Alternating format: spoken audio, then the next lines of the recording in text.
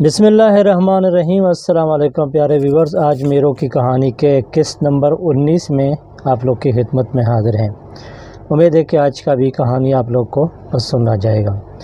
ناظرین، صبح ہو گیا جب میرو اپنا شاہی محل سے اٹھ گیا۔ ناشتہ وغیرہ کھانے کے بعد بیوی کے ساتھ بیٹھ کے گپ شپ لگایا، اور بیوی نے جو کل کا مہمان آئے تھے اس کے مہمانوں کے ساتھ وہ لوگ دونوں کا ڈسکس ہو گیا۔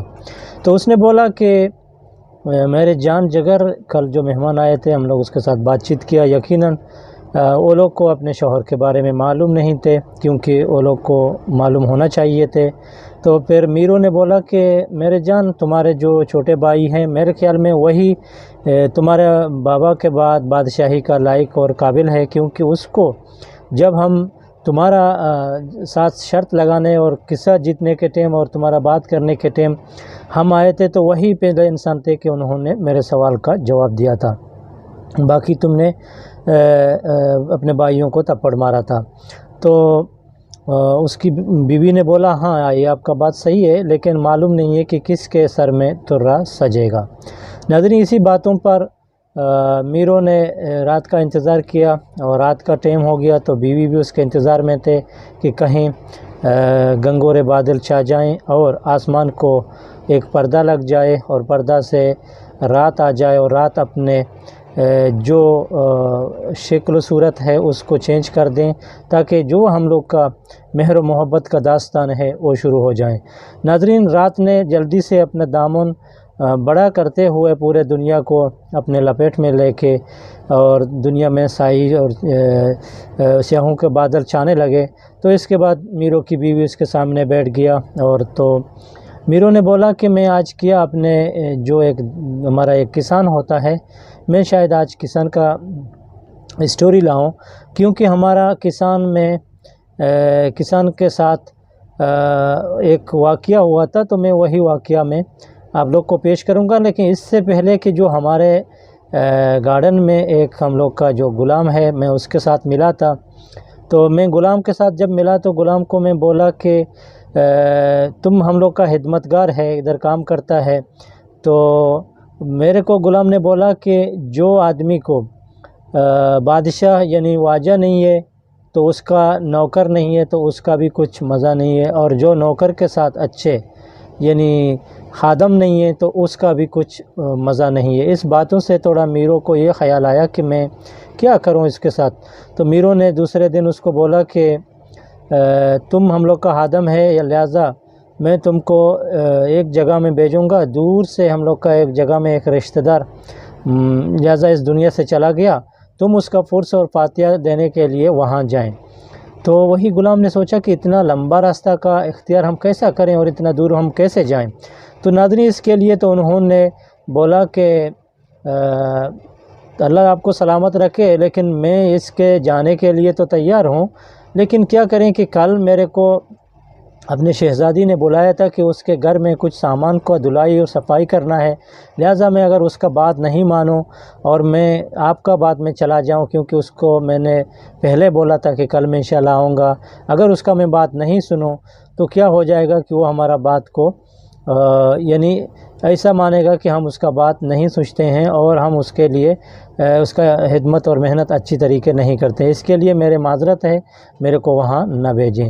ناظرین، اس باتوں سے میرو نے اس کے ساتھ عرض کیا کہ یہ غلام حالی منہ میں ایسا خواجہ بولنے والا ہے اور ہم لوگ کا تعریف کرنا ہے، کبھی شہزادی بولتا ہے اور کبھی ہم لوگ کو مالک اور بادشاہ ایسا پکارتا ہے، بس وہ اپنا منہ کو میٹھا کرنے کے لیے ایسا کرتا ہے، کیونکہ اس کے دل میں ایسا بات نہیں ہے جو ہم لوگ کے لیے اس کو درد رکھے۔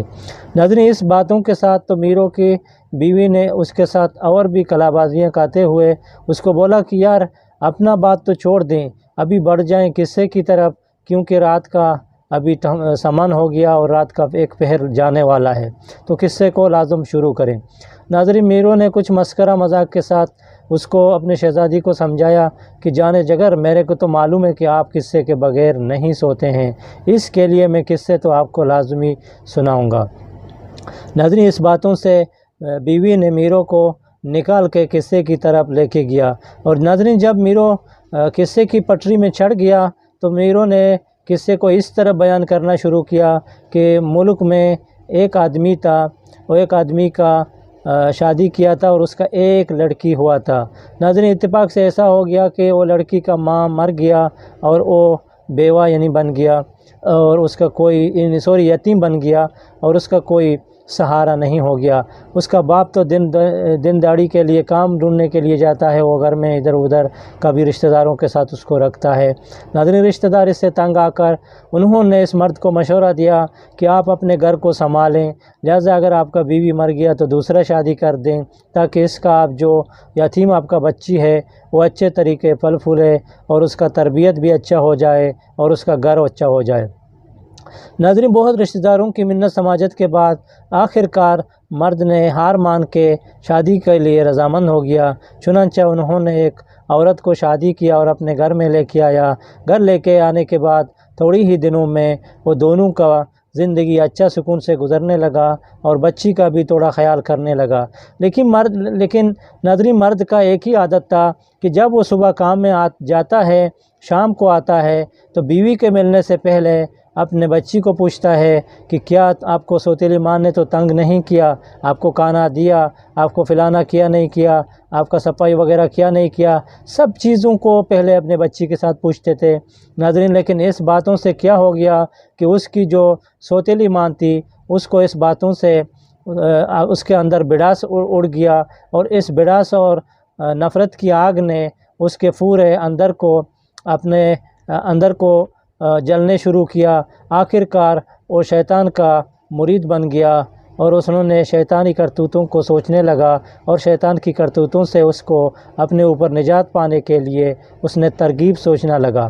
ناظرین، اس ترغیب کے بعد انہوں نے کیا کیونکہ وہ لوگ گاؤں میں رہتے تھے، تو ایک دن اس کی سوتیلی ماں نے اس کی سوتیلی بیٹی کو بولا کہ چلو ہم آج تم جائیں گے وہاں جو ریور ہے، ریور کے ساتھ وہاں پانی لائیں گے۔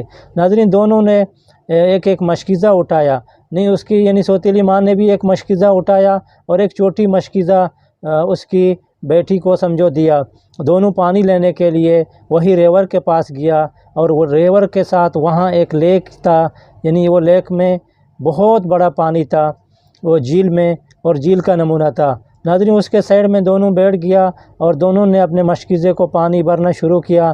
تو ناظرین، اس کی سوتیلی ماں نے کیا کہ اس کو وہی شرارت سوجی کہ اس نے اس کو نجات دلانے کے لیے اپنے دل میں غلط خیال یعنی بنائے تھے اور رکھے تھے۔ چنانچہ انہوں نے اس کو پانی کے قریب اندر نظارہ کرنے کے لیے بولا۔ جب وہ بچی تھی تو اس کو معلوم نہیں تھی کہ اس پانی کے اندر کیا ہو جائے گا۔ اس نے وہی جھیل کے خطرناک حصے میں اس کو لے کے گیا اور اس کو ادھر کھیلنے کے لیے بولا۔ چنانچہ ناظرین، اس نے ادھر ادھر نظر دوڑایا تو کوئی آدمی اس کو نہیں دیکھ رہا تھا، لہذا سوتیلی ماں نے سوکن کا نمونہ کیا کہ اس نے اپنے آگ کو بجھانے کے لیے یہی چھوٹی بچی کو جھیل کے اندر دھکیل دیا۔ ناظرین، جھیل کے اندر دھکیلنے کے بعد تو یہ بچی جھیل کے اندر ڈوب گیا۔ ناظرین، ڈوبنے کے بعد اس نے اپنے فوراً مشکیزہ کو اٹھایا اور اپنے گھر کی طرف آ گیا اور ادھر چلانے لگا اور بازار کے لوگوں کو بولا کہ ہائے میرا جان، میرا جگر پانی میں ڈوب گیا، یہ ہو گیا وہ ہو گیا۔ تو اس نے چلانے کے بعد آدمی لوگوں نے اس کا اندر دیکھنے کے لیے اس کا گھر میں آئے تو اس نے راز بتایا کہ ایسا ایسا ہمارا بچی پانی میں گر گیا۔ ناظرین، اس کا باپ تو ادھر ہی نہیں تھا، وہ شہر میں چلا گیا تھا۔ لیکن قصہ ناظرین ایسا بولتا ہے کہ قصے کی قدرت دیکھیے کہ قصہ اس کو کس طرف گھماتا ہے۔ بڑھتے ہیں ادھر چھوٹا ایک بریک میں اور بریک کے ساتھ شروع کرتے ہیں۔ ناظرین، قصے آگے بولتا ہے کہ اس کے ڈوبنے کے بعد وہاں ایک جھیل کے کنارے ایک چرواہا اپنے بکریوں کو پانی دینے کے لیے آیا۔ تو چنانچہ اسی دوران اس کے اندر وہ تو ڈوبا ہوا تھا، اور چرواہے نے جب اندر آیا تو اس کے آنکھوں کے سامنے ایک نڑ کا جھاڑ، جیسا کہ بانسری اسے بنتا ہے، وہ نڑ کا جھاڑ ادھر اگا ہوا سبز اس کو دکھائی دینے لگا۔ ناظرین، اس کا سائیڈ میں بکری گیا اور اس کا پتوں کو کھانے لگا، تو اس کے چرواہے نے اندر سے اس کو دیکھا کہ اس کے اندر اس کا لکڑی بھی اچھا ہے، تو اس نے سوچا کہ ہم اس کو کاٹیں گے اور ایک نڑ بنائیں گے اور گانا گائیں گے۔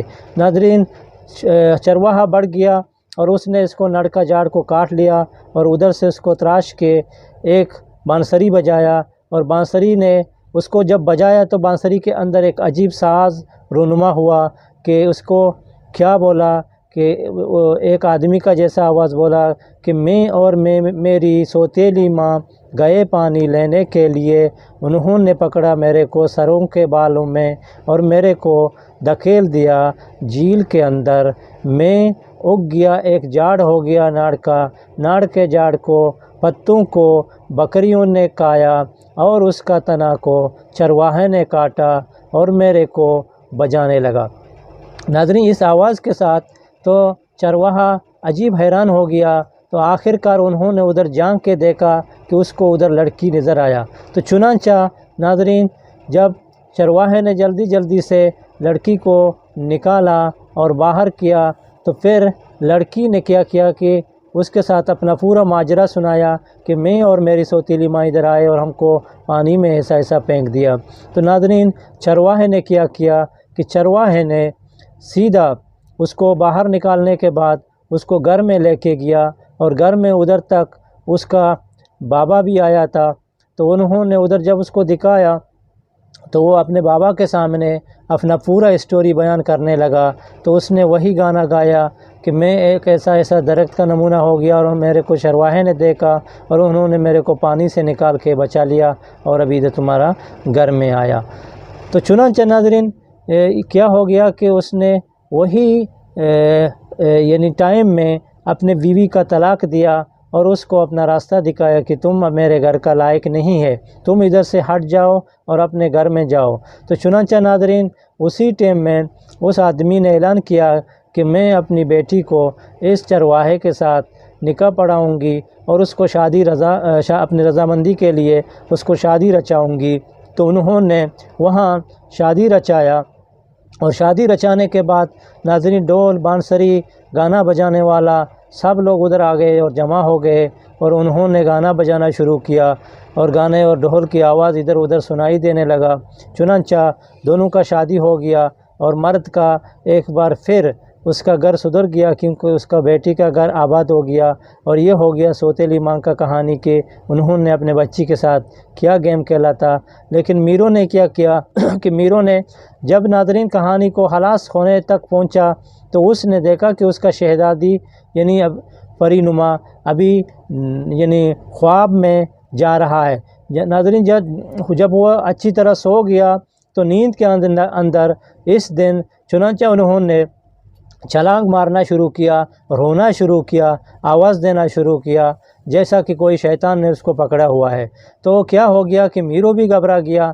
تو میرو نے اس کا دیکھا کہ اس کے منہ سے یہ بات نکلتا ہے کہ میرا نانی ماں کے آنکھوں کے اندر بڑا سلاخ آنے والا ہے، تم لوگ اس کو دور بچاؤ، دور ہٹاؤ۔ کوئی آدمی ہتھوڑی لے کے آ رہا ہے اس کا دانت توڑنے کے لیے، کوئی آدمی آگ لے کے جا رہا ہے اس کا کفن جلانے کے لیے۔ ناظرین، اس ماجرا بڑھ گیا، پورا شور گوگلا بچ گیا۔ تو چنانچہ بادشاہ بھی اڑ گیا، وزیر بھی اڑ گیا، اور اس کا نوکر چاکر سب آدمی اڑ گئے کہ آج شہزادی کو کیا ہو گیا۔ میرو کے ساتھ وہ لوگ کو بات کرنے لگا، میرو آج تم کو کیا ہو گیا؟ تو آج تم نے کیا شہزادی کے ساتھ کہ اس کو نیند ہونے نہیں دیتا ہے؟ تو میرو ایسا بولا کہ بھائی ہم کیا ہم تو روز معمول میں اس کو کہانی سناتے تھے، کہانیوں کے اندر مارل ہوتے تھے، وہ کچھ سیکھتے تھے، اس کو خوشی لگتا تھا، اس خوشی سے وہ نیند میں جاتا تھا، صبح اٹھتا تھا، دن ہم لوگ کا مستی کھیل اور دنگل سے گزرتا تھا، رات ہوتا تھا تو پھر کہانی کا باری ہوتا تھا، ہم لوگ اپنے کہانی کا انتظار کر رہے تھے کہ وہ کہیں ہم کو کہانی سنا دیں۔ تو ناظرین، جب انہوں نے متوا بلوائے تو متوا نے اس کو دم چپ کرنے کے بعد تھوڑا بعد شہزادی صحیح ہو گیا، اپنا ہوش میں آ گیا، اور پھر بادشاہ نے حکم دیا کہ آج کے بعد میرو شہزادی کے ساتھ آپ کا کہانی بند ہے، اس کو کہانی نہیں سنائیں کیونکہ اس کو شیطانی خیال آتے ہیں اور نیند میں اس کو ڈراتے ہیں۔ ناظرین، اس تاریخ سے میرو نے کہانی سنانا بند کیا، اور وہ جب شادی ہو گیا تو شادی کا ٹائم میں ہم لوگ کو بھی نہیں بلایا کہ ہم اس کا کچھ ادھر کچھ پارٹی ہوئے گا کچھ کھائیں۔ ہم بھی ایسا دیکھتے رہے کہ میرو ایسا ادھر اپنا खेल और मस्ती ज़िंदगी गुजार रहे थे। और इसके बाद उन्होंने किस्सा का जो किताब था उसको भी बंद किया। और हम भी इधर करते हैं अपने आज किस्से का इख्तिताम। और उम्मीद है कि आज का ये किस्सा आप लोग को पसंद आएगा। और वो अपनी खुशी और खुर्रम की ज़िंदगी गुजार रहे हैं मीरों के साथ। हम भी अपना किस्सा का इधर से किस्त को आखिर में बंद करते हैं और बढ़ते हैं इंशाल्लाह नेक्स्ट स्टोरी की तरह। कल अगर ज़िंदगी रहेगी तो कहानी रहेगी, कहानियों के साथ सफ़र रहेंगे। सफ़र में कुछ सीखने को नया मिलेगा। जो कहानी होते हैं तो उसके अंदर कुछ मारल होते हैं। मारल तो ज़िंदगी में ज़रूर कुछ काम आते हैं। नए आज़मूदे होते हैं, नए नुस्खे होते हैं। किताबों में लिखी हुई बात नक्श होते हैं, जिसको आदमी पढ़ते हैं वो कभी भी धोखा ज़िंदगी में नहीं खाते हैं। नाज़रीन, हम लोग का ये कहानी बयान करने का मकसद भी यही था कि आप लोग को कुछ सीखने को मिले। इंशाल्लाह अगर आप लोग को कुछ सीखने को मिला तो हम लोग के स्टोरी के नीचे कमेंट करके हम लोग को बताएं। अगर जो बंदा हमारे चैनल में नए हैं तो सब्सक्राइब भी करें, कमेंट भी करें, लाइक और शेयर करें। ये हो गया आज का स्टोरी। इधर तक किस्से का राइटर था अली जुम्मा ज़ामरानी, रिसर्च करने वाला उस्ताद अब्दुल करीम लाचार, और किताब का नाम था सौदागर 1। इसके बाद शुरू करते हैं कल से इंशाल्लाह ज़िंदगी रहेगी तो सौदागर 2। सौदागर 2 का इंतज़ार करें। हम आप लोग के साथ बने रहेंगे। तब तक के लिए हम लोग को दे इजाज़त। खुदा हाफिज़, टेक केयर।